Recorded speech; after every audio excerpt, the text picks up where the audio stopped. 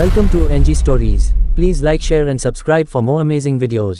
चित्तौड़गढ़ के इतिहास में जहां पद्मिनी के जौहर की अमर गाथाएं, मीरा के भक्तिपूर्ण गीत गूंजते हैं, वहीं पन्नाधाय जैसी मामूली स्त्री की स्वामी भक्ति की कहानी भी अपना अलग स्थान रखती है। बात तब की है जब चित्तौड़गढ़ का किला आंतरिक विरोध व षड्यंत्रों में जल रहा था। मेवाड़ का भावी राणा उदय सिंह किशोर हो रहा था। तभी उदय सिंह के पिता के चचेरे भाई बनवीर ने एक षड्यंत्र रचकर उदय सिंह के पिता की हत्या महल में ही करवा दी तथा उदय सिंह को मारने का अवसर ढूंढने लगा।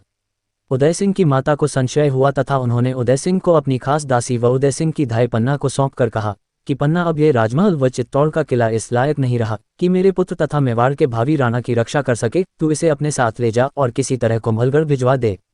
पन्ना धाय राणा सांगा के पुत्र राणा उदय सिंह की धाय माँ थीं। पन्ना धाय किसी राजपरिवार की सदस्य नहीं थीं। अपना सर्वस्व स्वामी को अर्पण करने वाली वीरांगना पन्ना धाय का जन्म कमेरी गांव में हुआ था। राणा सांगा के पुत्र उदय सिंह को मां के स्थान पर दूध पिलाने के कारण पन्ना धाई मां कहलाई थी। पन्ना का पुत्र चंदन और राजकुमार उदय सिंह साथ साथ बड़े हुए थे। उदय सिंह को पन्ना ने अपने पुत्र के समान पाला था। पन्ना चित्तौड़ के कुंभा महल में ही रहती थी। बनवीर एक रात उदय सिंह को मारने के लिए उसके महल की ओर चल पड़ा। पन्ना धाई को इसकी पूर्व सूचना मिल गई। पन्ना राजवंश और अपने कर्तव्यों के प्रति सजग थी। वह उदय सिंह को बचाना चाहती थी। उसने उदय सिंह को एक बांस की टोकरी में सुलाकर उसे झूठी पत्तलों से ढककर एक विश्वासपात्र सेवक के साथ महल से बाहर भेज दिया। बनवीर को धोखा देने के उद्देश्य से अपने पुत्र को उदय सिंह के पलंग पर सुला दिया।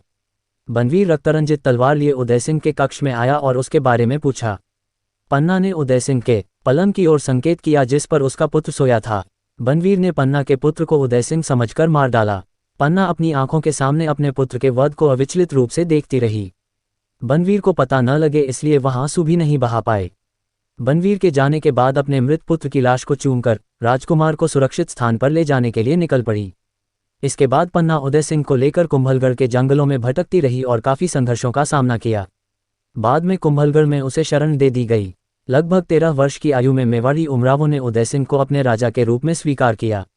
इसी बलिदान से पन्नाधाय का नाम इतिहास में स्वर्ण अक्षरों में दर्ज हो गया। स्वामी भक्त वीरांगना पन्ना धन्य है जिसने अपने कर्तव्य पूर्ति में अपनी आंखों के तारे पुत्र का बलिदान देकर मेवाड़ राजवंश को बचाया। धन्यवाद।